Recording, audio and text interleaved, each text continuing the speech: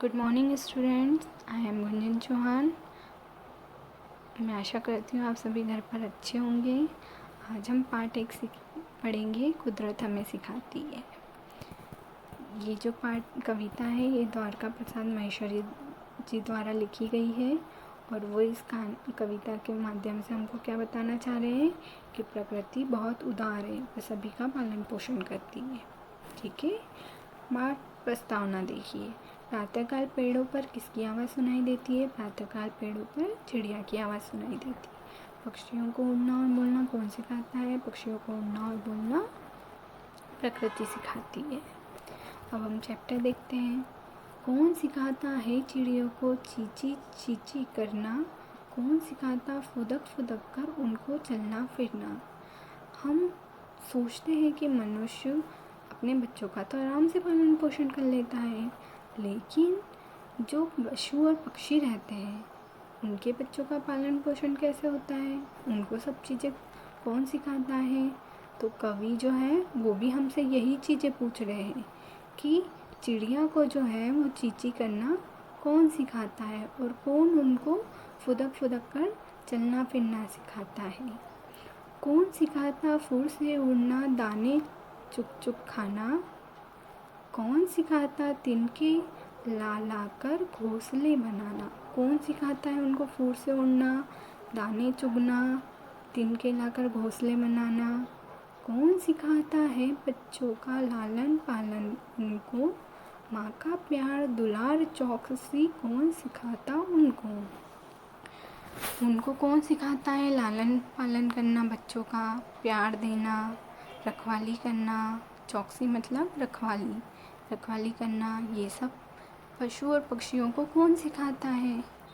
कुदरत का यह खेल, वही हम सबको सब कुछ देती, किंतु नहीं बदले में हमसे वह कुछ भी है लेती। यह सब किसका खेल है? कुदरत का खेल है। कुदरत मतलब प्रकृति का खेल है। वो क्या करती है? प्रकृति हमको सब कुछ देती है, लेकिन बदले में हमसे कुछ नहीं लेती है। तो कविता के माध्यम से कवि हमें यही कहना चाहते हैं कि प्रकृति ही पशु पक्षियों को सब कुछ सिखाती है। यहाँ पर नीचे अर्थ जानने में आपको कठिन शब्दों के अक्षर दिए हुए हैं। सारांश में आपको कविता के बारे में बताया गया है।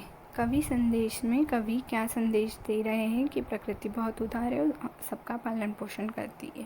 तो ये संदेश कवि द्वारा दिया गया है। अनमोल वचन में कवि कह रहे हैं कि प्रकृति कभी भी किसी चीज़ के लिए जल्दबाजी नहीं करती है। वह अपना काम जो है वह समय पर पूरा करती है, बिना जल्दबाजी किए हुए। व्याकरण में हम संज्ञा देखें। संज्ञा मतलब नाउन, किसी भी जगह, व्यक्ति या स्थान आदि का जहाँ हम नाम वगैरह ये उपयोग करते हैं उसे संज्ञा कहते हैं। जिनका प्रयोग संज्ञा के स्थान पे होता है उसे सर्वनाम कहते हैं, और जो हमारे द्वारा काम किया जाता है उसे क्रिया कहते हैं। देखिए, जैसे संज्ञा, सर्वनाम और क्रिया के आपको उदाहरण दिए गए हैं। अब हम बात करते हैं प्रश्नोत्तर की। चिड़िया कैसी बोलती है? चिड़िया चींची करके बोलती है। चिड़िया किस प्रकार चलती है? चिड़िया किस प्रकार चलती है? चिड़िया फुदक फुदक कर चलती है। सेकंड क्वेश्चन लिखित। चिड़िया अपना घोंसला कैसे बनाती है?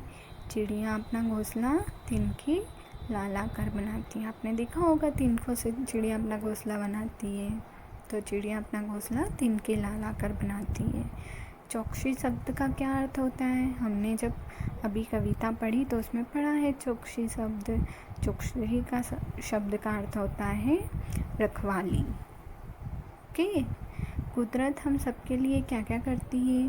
कुदरत हम सबके लिए बहुत सारी चीज़ें करती है, जैसे पीने के लिए पानी, सांस लेने के लिए शुद्ध वायु, खाने के लिए फल सब्जियां प्रदान करती है। सही उत्तर चुनें। चिड़िया क्या खाती है? चिड़िया अनाज के दाने खाती है, सूखे पत्ते खाती है कि मछली खाती है? तो चिड़िया जो है वो अनाज के दाने खाती है। चिड़िया सब काम किससे सीखती है? चिड़िया सब काम कुदरत से सीखती है, जैसा कि हमने कविता में पढ़ा। अब 4th में है कि कविता की लाइनें पूरी कीजिए। इसमें हमको कविता की देखना है कि कौन सी लाइन है और उसे पूरा करना है। जैसे मैंने इसको पूरा किया हुआ है। कौन सिखाता है चिड़ियों को चींची चींची करना। और दूसरा क्या लाइन दी है, जैसे कुदरत आपको लिखना है, बाकी तो आपको इसमें दिया ही हुआ है। कुदरत का यह खेल वही हम सबको सब कुछ देती। मूल्यपरक प्रश्न, आप सोचकर बताइए कि प्रकृति ने हम सबको क्या क्या दिया है। कक्षा में चर्चा करें। तो आप इससे अपनी मम्मी पापा से चर्चा कीजिएगा कि प्रकृति हमें क्या देती है सबको मिलकर। ठीक है, प्रकृति हमारी अच्छी मित्र होती है, हमें आवश्यक वस्तुएं देती है, पीने के लिए पानी, लिखने के लिए कागज़, रहने के लिए घर। ये सब बातों पर आप अपनी मम्मी पापा से चर्चा कीजिएगा। शब्दावली में है और है का प्रयोग करके आपको वाक्य पूरा करना है। तो यहाँ पर मैंने आपको करके बताया हुआ है। भाषा बोध, निम्नलिखित शब्दों के दो समान अर्थ वाले शब्द पेड़ में से ढूंढकर लिखिए। यहाँ पेड़ में आपको चिड़िया जैसे है तो चिड़िया के 2 समान अर्थ दिए हुए हैं, आपको यहाँ से ढूंढकर लिखना है। तो मैंने यहाँ पर आपको लिखकर बताया है कि चिड़िया का जो समान अर्थ होता है वो खग भी होता है और विहग भी होता है। माँ का जननी और माता होता है। फूल का पुष्प और कुसुम होता है। पेड़ का तरु और वृक्ष होता है। इन पक्षियों के नाम लिखकर इनकी बोलियां पहचान कर लिखिए। तो पक्षियों के नाम लिखे और उनकी बोलियां हमने पहचान कर यहाँ लिखी हुई है कि चिड़िया जो है वो चींची बोलती है, तोता जो है वो टैं बोलता है, कौवा जो है वो कुटुरगु बोलता है और कबूतर जो है वो काव काव बोलता है।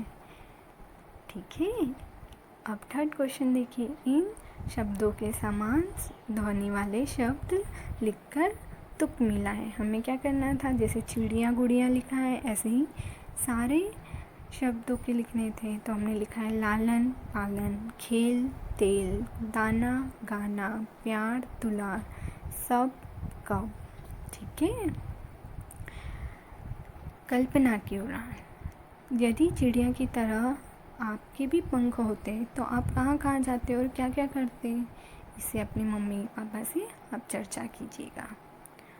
कुछ अलग करें, किसी पुरानी पत्रिका या समाचार पत्र में से कुछ पक्षियों के रंगीन चित्र काटकर अपनी उत्तर पुस्तिका में लगाएं और उनके नाम भी लिखें। अगर आपको कहीं से मिल रहे हों, ठीक है, आपको कोई बुक वगैरह से नहीं फाड़ना है। ठीक है, आपको अगर समाचार पत्र या कोई पेज वगैरह इनसे पक्षियों के रंगीन चित्र मिल रहे हो तो आपको काट कर अपनी कॉपी में लगाना है और उनके नाम लिखना है। ठीक है, थैंक यू।